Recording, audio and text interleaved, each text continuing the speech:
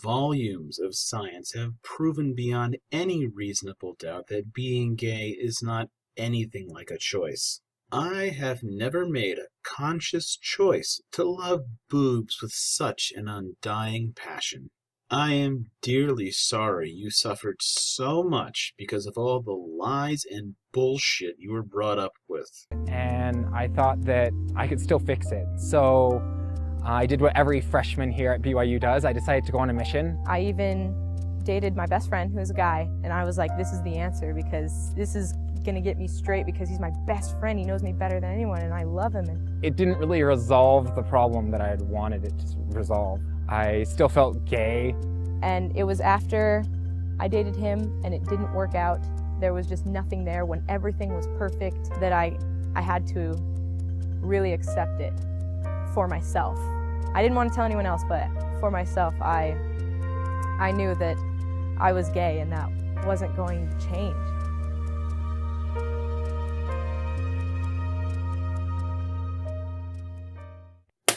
That sound you just heard is that painful reflex facepalm that affects me so much here on YouTube. As you know, I'm quite adept at amazing acrobatics of illuminating alliteration. My goal is to ameliorate, aggrandize, amplify, and advance your vocabulary, my dear viewer. But when I am faced with this pungent, potent, perverted, paltry, perfidious paravocation, I am nearly at a loss for words. Rather, I feel rage. Not for myself, but the victims. Yes, the victims of their church. They speak of personal righteousness, while their prophets and plunderers have ever been seeking to hinder and hamstring progress, both social and scientific. They speak of attempting to change someone's sexual orientation as if it were a plague to be gay. Something to be immunized against, something to be removed like a malignant cancer, something that must be cured. I am at a loss to describe how sickened, saddened, and revolted I am by this. Simply at a loss. And I prayed to my Heavenly Father about it. You know, I told him, guess what? I found out this thing about myself. Is that okay? I never asked it that way before. I had always fasted and said, take this away, I don't want it. And the feeling I had, the spirit, the confirmation, was so powerful for me. It was amazing the kind of peace I felt after I prayed, because there are very few times where I felt so distinctly that someone, somewhere, loved me for who I was, and it didn't matter that I liked boys instead of liking girls. I felt so much peace inside, knowing that God, He loved me for who I was. It was okay that I was gay. I never thought that I could actually feel such peace by accepting myself as the way I am. And I realized at that moment that there must be others just like me that are struggling as well. Guys, I feel for you. I really do. But I have to ask, does your church think that it's okay to be gay? Yes or no? Well, we all know it's no. They consider you to be less than human for being gay. How about another quote? This one comes directly from that evil old fart we saw earlier. What would happen if any of you ever wanted to marry someone you loved? According to your prophet Gordon B. Hinckley, quote, marriage should not be viewed as a therapeutic step to solve problems such as homosexual inclinations or practices, end quote. From Reverence and Morality, page 47. Feel the love, people. Just feel the love. And then one day I just went online and I went to message boards and blogs and on Twitter and just tried to find all of my resources out there. And I was really surprised to realize that I wasn't alone. And I just found a lot of people that were supportive and willing to listen. And that eventually brought me to USGA at BYU, where my community was strengthened even more. They also are struggling with the same issues of feeling rejected at church and by their peers and their family.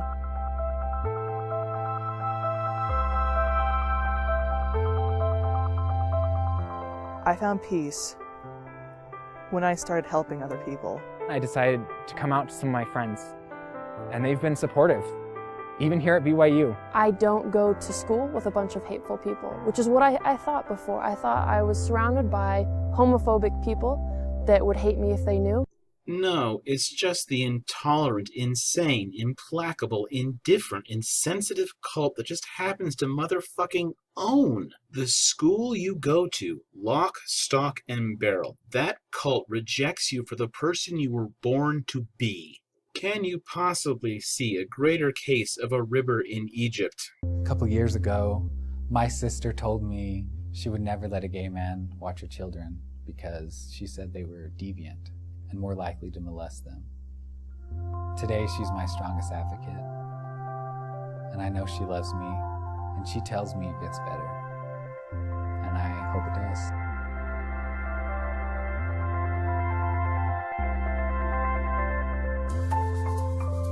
Let's see here. That's only 5 years where you could not get kicked out for being gay. Only 5 years, and 2 where you were allowed to talk about it. Where have I heard something like that before? Oh, yeah. Am I not merciful? Even on this campus. You might not know how to reconcile your Mormonism and your sexuality, but I want to tell you that there's a space for you. Doublethink. Noun. The acceptance of 2 contrary ideas or beliefs at the same time. We know that there's a lot of other kids here at BYU who've been pretty sheltered, but not all of us are like that. We're here for you. If you need something, send us a message. There's plenty here that care. I'm a straight ally. I am helping to make it better. And there are people who love you, and I love you, and it does get better. And it does get better. It really does get better. It gets better. It gets better. And I do really promise that it does get better. It does get better. Because there are people out there that will be a safe place for you. And I'm one of them. And there are many more people that do love you and will love you. There are people rooting for you. There are people who love you. We might not know you personally, but we are cheering for you the whole entire way. And we hope that you'll really take this message to heart. And I want you to know that it really does get better.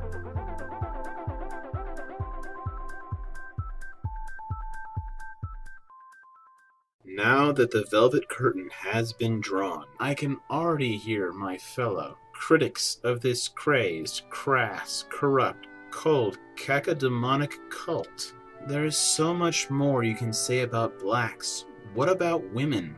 What about the founders? What about the bullshit around marriages, missions, and money?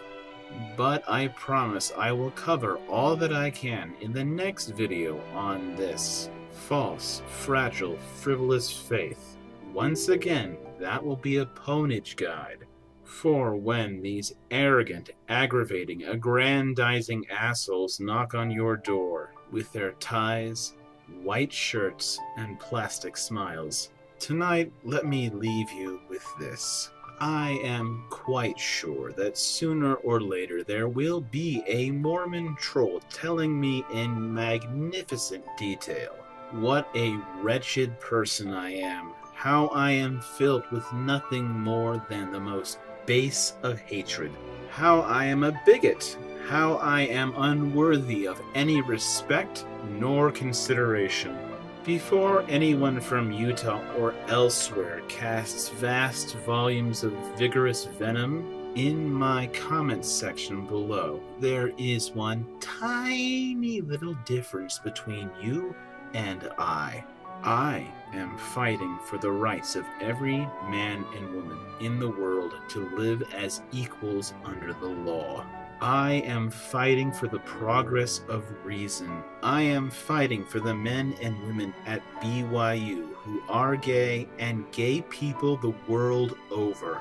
I am fighting for their right to marry and live their lives without being bullied, bothered, or beleaguered. I want all men and women to have a good life without some politician using their civil rights as a tool to advance themselves by the subjugation and suppression of others. Can any of you from the Latter-day Saps say the same thing? You are paying into a church. You are paying into a college. You are paying 10% of every dollar you make into a system that wants to crush the rights of the gay students we just witnessed at your university. If that were not enough, they want to crush the rights of gays everywhere. I need only peer west of California for proof of this. Gay people are human beings, just like the rest of us. They bleed, cry, laugh, dream, and live just like the rest of us. But oh no, your church does not see that. Despite whatever justifications and distortions you may have, that will never change. In the eyes of your faith, people who are born just a little different are diseased, immoral, and inhuman, or at least your prophets regard them in such a way. So I ask you, who is the bigot here? Is it any Mormon who hears my voice and thinks that homosexuality is wrong? Or is it I who mocks and researches the intolerance and hatred that has existed in your faith since its founding? I can already hear the doublethink kicking in, but I ask you to simply ponder this. Take a quick look at this young man, Matthew Shepard. He was murdered in cold blood for your sin of being gay. Feeling that Fundy pride right now?